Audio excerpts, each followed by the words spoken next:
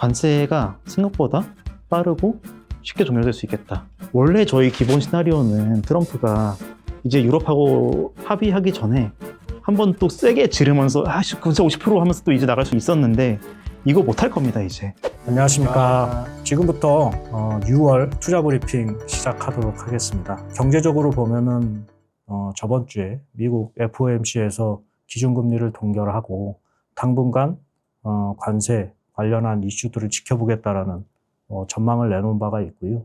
국내적으로는 신정부 정책이 이제 추진이 되면서 2차 추경에 대한 구체적인 안이 나왔습니다. 여러 가지 이제 상황들이 복잡다단하고 급박하게 돌아가고 있는 상황인데 관련해서 그 글로벌도 그렇고 주식도 그렇고 제가 맡고 있는 채권도 그렇고 여러 가지 이슈들이 지금 산적해 있는 것 같습니다. 관련해서 이제 각 부문의 말씀을 들어볼 텐데 먼저 말씀드린 대로 지금 글로벌 이 정세들이 굉장히 급박하게 돌아가고 있는 것 같아요. 김정은 팀장님께서 한번 현재 상황에 대해서 요약을 해주시고 전망도 같이 좀 진행을 해주시죠. 이제 전쟁이 발생했잖아요. 진짜 이제 전쟁은 어떻게 될 거냐 항상 잘 모르겠습니다. 근데 워렌 버핏이 말한 대로 이제 시장은 단기적으로는 인기 투표지만 장기적으로는 저오릅니다.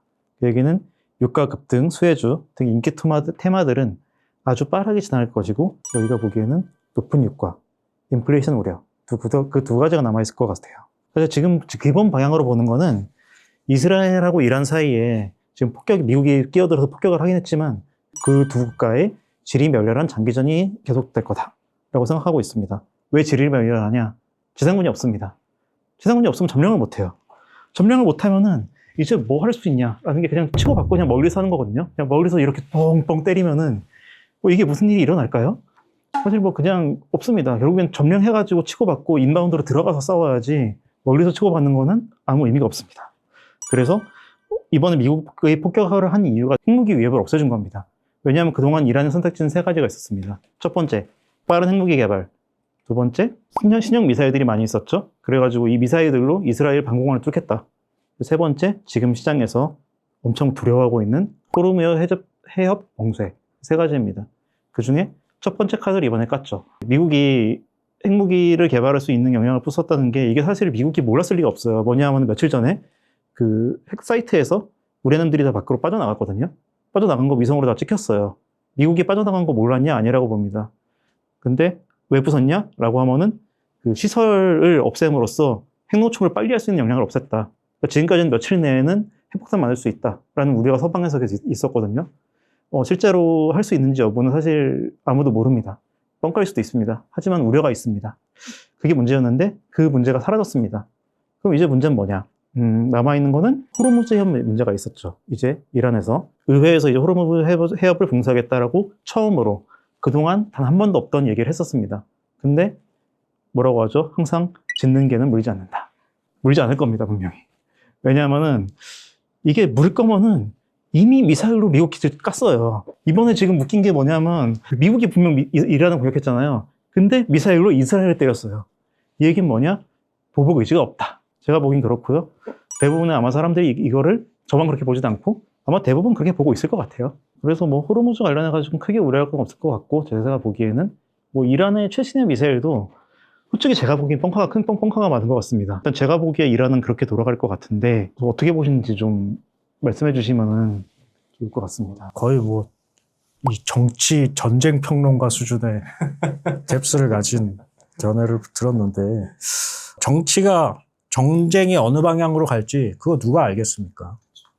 그거는 사실 제 개인적으로는 제가 예측할 수 있는 영역을 벗어난다라고 생각을 하고요. 다만 이제 제가 생각하는 거는 이제 경제가 그래서 경제 지표들이 어느 방향으로 갈 거냐, 정책은 또 어느 부분에 초점이 맞춰질 거냐인데 이 글로벌 이 경제를 보면은 아무래도 이제 미국의 영향력이 가장 큰데 6월 FOMC 저번 주에 금리를 동결하면서 파월 의장이 최근에 관세 영향에 대해선 올 여름 내내 한번 지켜보겠다. 그러면서 기준금리 인하를 시점을 미루는 듯한 관망적인 좀 입장을 밝혔거든요. 그래서 이런 부분에 대해서 글로벌 그 채권 쪽을 보시는 입장에서 어떻게 생각을 하시는지. 뭐 전적으로 동의하는데 조금 다른 부분은 그겁니다. 관세가 생각보다 빠르고 쉽게 종료될 수 있겠다. 원래 저희 기본 시나리오는 트럼프가 이제 유럽하고 합의하기 전에 한 번 또 세게 지르면서 관세 50% 하면서 또 이제 나갈 수 있는 게 이제 그 자동차 부품 등등 있었는데 이거 못할 겁니다 이제. 이게 관세 유예가 3개월 된 게 지금 7월 5일 다음 주면 끝나잖아요. 그럼 그게 계속 이어질 거다라고 지금 보시는 건가요? 아니면 그것 자체가 종료될 거라고? 그 전에 일단 큰 틀에서 합의는 생길 거지만 전반적으로는 유예되지 않을까라는 생각이고요. 왜냐하면 시간이 너무 없습니다. 추가적인 유예가 있을 거지만 큰 틀에서 합의는 예를 들면 관세는 10% 하지만 세부적으로는 좀 더 있고 뭐 좀 뒤로 보자 라면서 그게 좀 맞을 것 같고요. 왜냐하면 최근에 뉴욕타임즈에서 보도가 지난주 금요일에 나왔던 것 같은데 지금 비관세 장벽에 대한 합의는 거의 다 끝났습니다. 거의 다 끝났고 이제 남아있는 거는 관세를 몇 프로를 할 거냐에 대한 부분인데 이거를 지금 EU에서 각국에 10% 받아들여라 라면서 얘기를 했다고 하고요. 이렇게 되면은 이 부분도 이제 거의 끝나간 마무리 단계에 있고 혹시라도 강론이 좀 벗어난다 라고 하더라도 좀 연기해가지고 조율할 수 있는 부분이 있지 않을까라는 생각입니다. 그리고 지금 또 주의 깊게 보는 지표 중에 하나가 물가거든요. 파월 의장도 물가에 대한 경계감을 밝혔고 사실 글로벌 물가를 움직이는 거는 이제 뭐 여러 가지 요인들이 있겠지만 이 공급 측면에서의 주요 변동 요인 중에 하나가 이제 원자재 가격인데 과거 역사적으로 보면 원자재 가격 중에 가장 큰 영향을 주는 건 딱 2개인 것 같아요. 유가, 그다음에 곡물 가격. 곡물 가격에 의한 글로벌 인플레이션은 러시아 우크라이나 전쟁 초기에 세계가 한번 경험을 했고 지금 이제 보고 있는 것은 유가인데 그동안 안정적인 유가가 미국이 이란을 공격하고 호르무즈 해협 봉쇄 얘기가 나오면서 바로 지금 75불대로 올랐습니다. 급등 추세가 유지가 될까요? 자, 이제 몇 가지 지금 뷰들이 있는데 누군 100불 얘기하고 있는 사람이 있고 JP모건은 120불 얘기하면서 하던 게 요즘에 좀 힘을 얻고 있고 그렇죠. 120불이요? 120불. 과연 갈까요? 이게 말이 되냐라는 저는 그런 생각인데요. 호르무즈 해협이 봉쇄될 경우 어떻게 보십니까? 가능하다고 보십니까? 100불, 120불? 지금 컨센서스는 봉쇄까지는 이란의 전력으로 좀 어렵고 다만 운송 비용은 급등할 가능성이 있다. 결국은 다 보험료니까.